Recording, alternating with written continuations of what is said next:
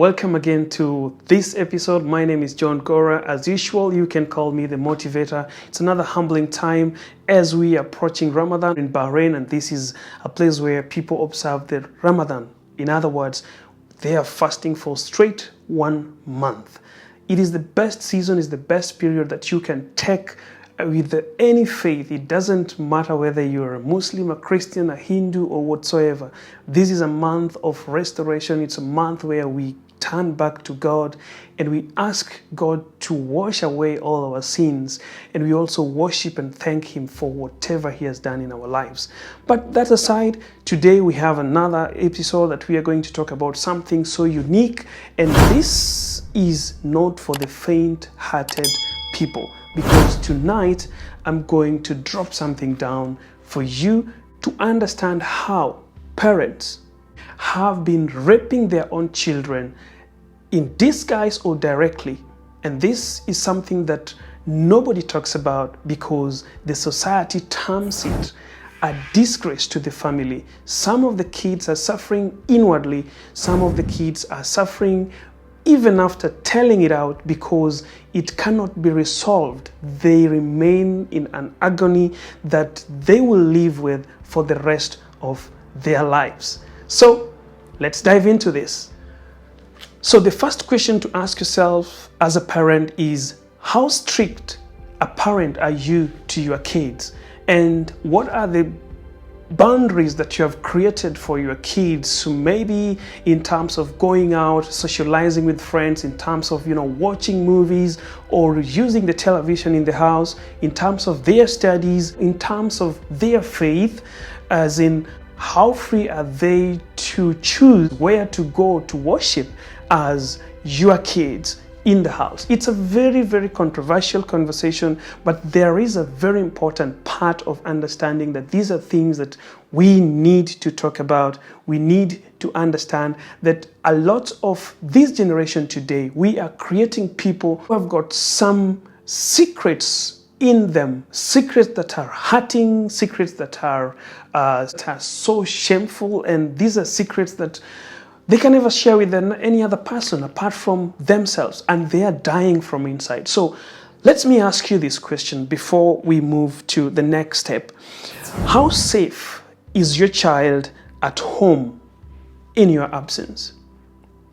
Have you ever asked yourself, how safe is your child at school under the person that you designed to them as a trustee to see them when you're leaving school and going back home? How safe is your child inside a church if you're a Christian? How safe is your child in those church groups, the missions, the classes, the studies, Bible study, name it? How safe are they in these institutions? And lastly, how safe is your child with their relatives and your close friends for that matter? These are questions that most of us are not asking, but I brought this conversation because I've met a lot of friends, I've met a lot of people talking about these issues, talking about how our children are being raped. It's so pathetic to say this. Our children are being raped inside our houses, inside our churches, inside our schools, by the people that we trust, with the people that they trust most. And that's why some of the people you see today, the youth who are coming out, maybe to join companies or maybe to help the society grow, have got a lot of anxiety, have got a lot of hurting moments. They have a lot of pain in them. The reason being, they get hurt with the people they trust most. So let's talk about your house.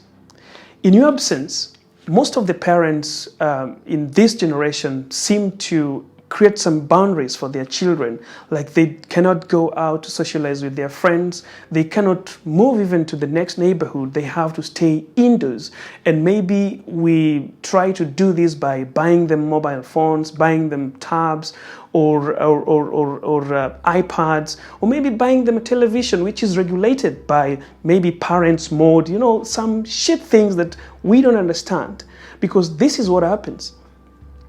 Every solution that is created by man has got an has got a virus that is created by the same man. So when you are a parent and you are putting a password in the electronic gadgets like a smart television to control them from reach, maybe your children not to reach other sources like YouTube and all that, there is somebody who is teaching them how to get your password off. These things are available on Google. So this is what happens. When you strictly monitor your kids by putting those boundaries, what happens inside that room when you're not there, nobody knows. And the reason is some of them get into watching some porn movies with the gadgets that you buy them, and you think that you have created some security measures to not allow them go beyond what you want them to do. Listen, this is what happened with a human being, whether a child or an adult. Whatever is unknown is always the anxiety that drives every human being to try it, to know it. Everyone is anxious to get to know whatever is unknown. So when you create something that is unknown, something that is secured, every kind of a human being will try to get to know what it is. They will use every step that is possible to get to understand why that thing is unknown to them. And this is how it starts. So I want to give you a short story of myself and my parents, and especially my dad, and how we used to relate with my dad. My dad was somebody who never taught us what not to do. He used to teach us what we are supposed to do, and we were so free. We grew up in a family that was so free in such a way that it's funny because starting by religion, let's say, we were all Christians. But my dad used to attend SDA because he was a SDA faithful. My mom was a Protestant or a born-again Christian who used to attend Kenya Assemblies of God together with us. So we chose to attend the same church with our mom. And there was no rules that you had to attend this church. My stepmother used to attend ACK as her place of worship. So we had that chance to choose where to go and believe or worship. And there was room for you to, even if you wanted to become a Muslim, it was allowed for you to do that. It was allowed to help you understand the meaning of going to church. It wasn't about pushing you to attend church. Because this is what we do. We push our children, we push them to go to church. They go to places, they go for fear that maybe they will not be given food or whatsoever, and they end up learning nothing. So where is the freedom? People talk about freedom, and somebody reminded me, and I want to quote John Maxwell, a leadership coach, who said that when you become a mature person, one of the things that shows your maturity is the ability to see things from another person's point of view. You don't see the world through what is best for you, but you think about what is best for others. So our kids are the others we are talking about. Try to see things from their own side. What is good for them? Are they good to socialize? Let us try to explain to them the ways on how they can socialize with their friends. Let us try to explain to them why something is not good for them, rather than locking them out from it. So I talked about rape. How does it happen in our houses? Sometimes in our own houses, we restrict our kids from going to the neighborhood, and we are visited with our cousins, our aunts, our uncles, our stepbrothers, and these are the people that end up sleeping with our kids in our houses.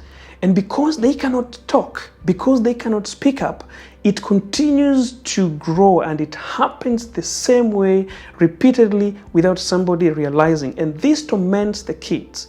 This gives a very bad upbringing. It gives pain into these kids. They lose trust of a human being because they don't trust their parents, because their parents brought them into this kind of a shed. Their parents brought them to trusted the people that they feel should never be trusted. So they lose the urge or the feeling of trusting anything, leave alone even the people. They don't trust anything.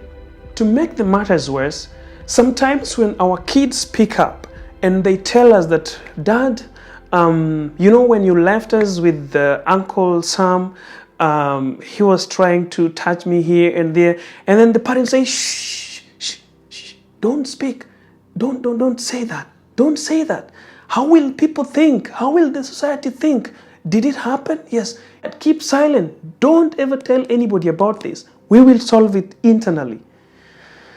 The kid remains with all the pain because you want to clear your name. You want to protect your we call it your dignity, forgetting about the dignity of this kid, forgetting about the feeling of this child. So most of the kids are silent, and we call it the pain in silence, because these things happen, they cannot say, but when they speak up, we silence them because we don't want society to see the picture of what is happening within your families.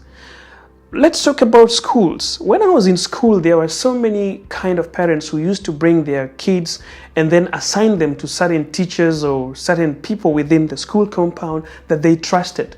And this gave these people, some of them, not all teachers are of this such a character, but there are some people, human beings, don't call them teachers, don't call them doctors, don't call them parents. There are human beings who are animals.